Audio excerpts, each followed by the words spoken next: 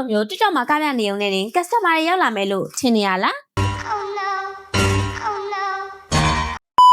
လုပ်ငန်းရှင်တော်တော်များများ TikTok marketing လို့ပြောလိုက်တာနဲ့ကားပြရမယ် training လုပ်ပြရမယ်လို့ပဲထင်နေကြတာပါတကယ်တော့ကားကွက်တီတဲ့ပိုရေးကြီးတဲ့အရာက strategy ပါ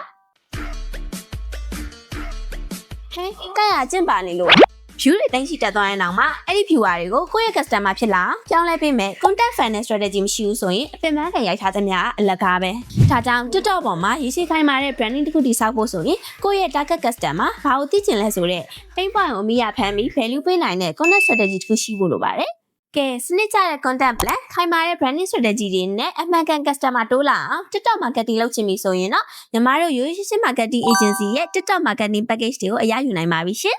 လူကြီးမင်းတို့လုပ်ငန်းနဲ့ကိုက်ညီမဲ့ content plan strategy တွေကိုအစအဆုံးတာဝန်ယူပေးသွားမှာမလို့ရိုးရိုးရှင်းရှင်း marketing agency ရဲ့ရှက်ပေါက်မှာလာရောက်စုံစမ်းမေးမြန်းနိုင်ပါပြီရှင်သူများရဲ့ဆရာလုံးလို့ဝိုင်းလာခဲ့တော့ဒီမှာဂျာကြီး view တွေကြားလို့စူးနေပြီ